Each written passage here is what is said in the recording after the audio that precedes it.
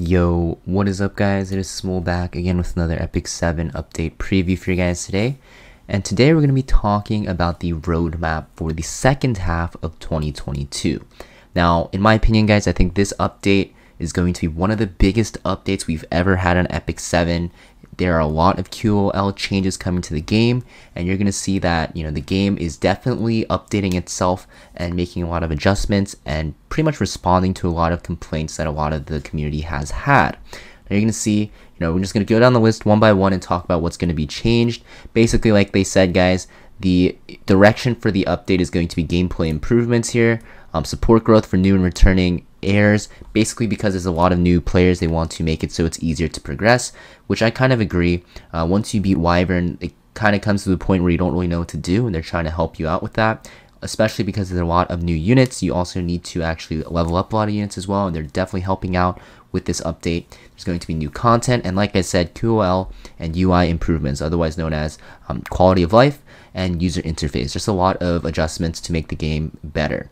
Now, the first thing that we're going to talk about, this is probably the biggest part of the update, guys, in my opinion, is going to be background battling in Epic 7. So the way this works, it's very small on your screen here, but you're going to see basically there's another button that's flashing. It's going to be a way to actually exit the background battling and put it on the back of your screen, and you'll be able to go into the lobby.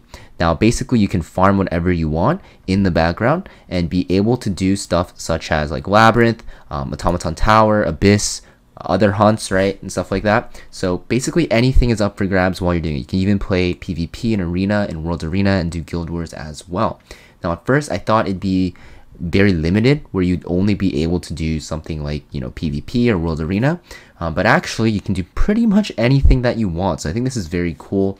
One of the biggest things that I'm excited for, because now when you're playing on your phone, right, and doing your dailies, you can actually tab out and do some arena and actually multitask and do your dailies a lot more quicker, leaving you a lot more time and not able to it makes it so that you can save time when you're playing the game and do other stuff, right? So the second thing we're going to talk about, guys, is the growth support for new and returning heirs.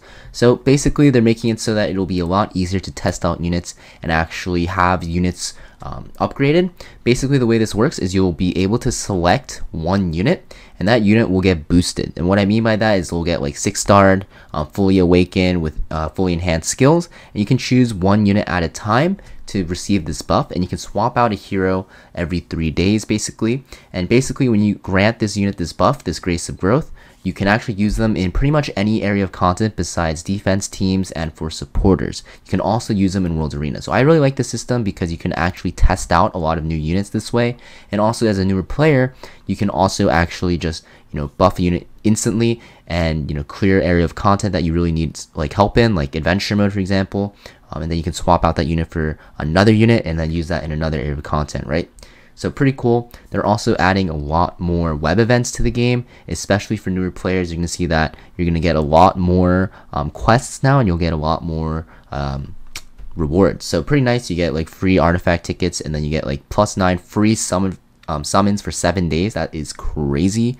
So you get a lot of stuff, and you'll also be able to get more buffs because they're extending the buffs for returning players to 14 days instead of 7 days. So very, very nice.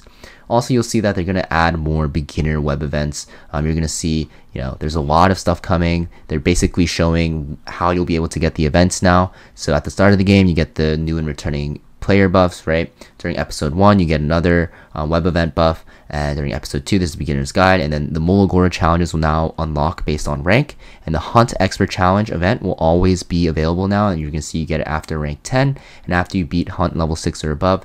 And the Hero Growth Support Check-in event, which we'll talk about, is after you promote a unit to 6 stars 3 times.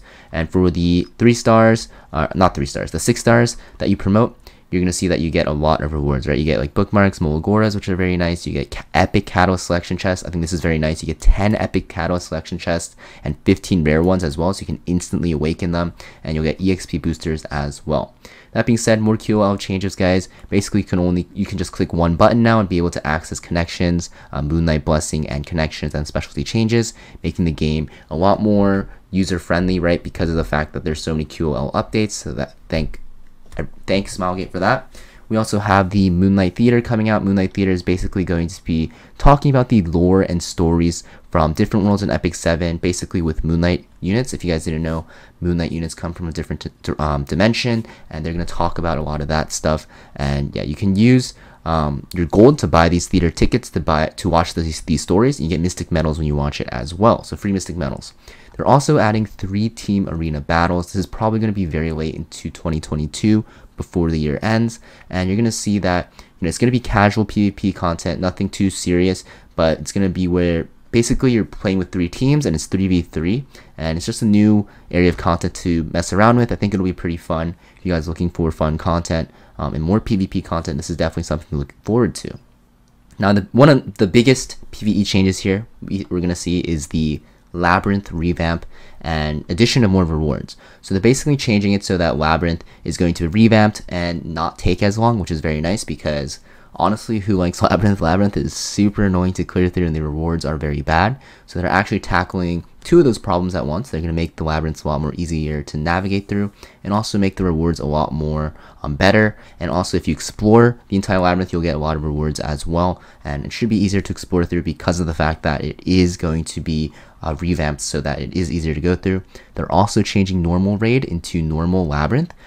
So yeah, normal raid right now, the only reason to farm it is for entry tickets and for like galaxy bookmarks and epic artifact charms.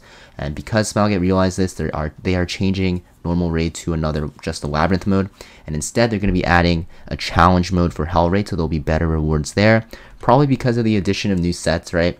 If you look at hell raid, it doesn't drop any of the Katie sets. You can't even buy them actually, and it is still missing some Banshee sets as well. So because of this reason, they're going to be adding a challenge mode, and I expect us to be able to get like Katie sets from there as well, and probably get better items as well. So pretty excited for that, especially because with this change, right, probably will mean that you don't have to farm normal raid every single day or every 2 days, which makes it a lot more bearable, because normal raid is pretty annoying because you can't teleport to the boss either.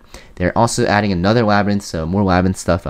Honestly, depending on how they go with this labyrinth change, it could be very bad because it's going to be still annoying, but you'll have to be able to do labyrinth now, which is going to be really annoying to do, or it'll be really good because labyrinth will take less time and the rewards will be very good. So hope that they make labyrinth a lot easier and a lot quicker to do, and I hope that this challenge mode for hell raid will actually give us some good rewards. Now for QoL updates and UI improvements, this is nothing too crazy, guys. I didn't really think they'd do something like this because this isn't really a big problem, but you're gonna see there's gonna be kind of like a different way to see your details now on your stats, as you see on your screen here, and also I guess you can zoom in for your waifus, but nothing too insane. And now there's another menu you can also open to look at your units if you want to look at it this way, but honestly I feel like just scrolling down on the right is easier to look at, but hey, what am I to say about that? But this is pretty cool, right? For equipment now, you can reforge it in the same menu just by opening it now, so you don't have to actually go through the Steel Workshop, which is pretty nice.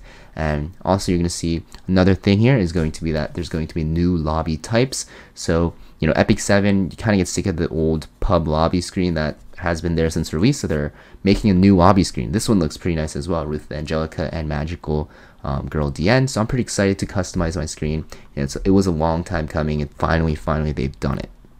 Now last thing, this is pretty huge, and we're going to talk about this again in another video, is going to be the Foundation Day check-in event, right? So it's going to be a 15-day check-in event, which will be started on the 1st of September, and on the last day, the biggest thing is you'll get that 5-star Covenant Hero Selector. I predict that it will not work for limited heroes or for collab heroes, so anything that is non-limited, non-collab, and is a 5-star RGB hero is going to be up for grabs. So I'll be making a video in the future about what you guys want to pull for, especially if you're new to the game, even in the late game as well. So make sure you guys keep your eyes out for that. We're also going to be talking, we're also going to see that you're going to be getting another anniversary artifact. So this artifact is most likely going to be an EXP buff, I believe. That's what it usually was. Basically, when you equip it on a unit, you get extra EXP to farm penguins faster. But it could be something different this year because they did give it out for 3 years straight, and also because EXP isn't as hard to farm anymore with that penguin mileage. You're also going to see you get a lot of mystic medals, and on the 3rd day, guys, we are getting 44 leaves. So 44 leaves is crazy. That's really nice. gift because of the fact that it is the 4th anniversary. We'll be getting 44 as well. Last year we got 33. So it's going to go up every single year, right? But yeah, very nice to farm your gear and stuff like that. You know, catalyst selection chest also very nice. A lot of more mystic metals as well. You get Molagora, 10 gold transmit stones, which is very nice as well, and some charms. So the biggest things to get from this are going to be those leaves, the artifacts, I think the catalyst charms here, right? And also the Molagora. You know, the mystic metals are everywhere as well. And then especially you want this covenant selector. We're going to be talking about that in the near future, and I'll be telling you guys what to actually select from that selector as well. That being said, and this is the roadmap, like I said. If you guys want to look at it here, right? September 1st, Grace of Growth is starting, adventure events starting, Moonlight Blessing, the quest difficulties will be adjusted, and that Foundation Day check-in event will start. Moonlight Theater comes out, the hero and equipment UI improvements come out, and then later on we'll be getting some other stuff as well, like the 3-team arena battles, Labyrinth Revamp, and the 3 new lobby types you can choose from, and also that background battling and stuff like that. So, you know, pretty cool, pretty excited for this update. I think these are changes that a lot of people have been complaining about, especially the background battling. I'm super excited for that, because now when I'm farming I can actually play World Arena and, you know, feel a lot better to play the game. So that being said, you know, very bright future for Epic 7. It is very nice for the game, and very kind of Smiley to actually finally respond to us. It did take a lot of time, but it did happen, or it will happen. So, you know, definitely have to give prompts to Smiley for that one.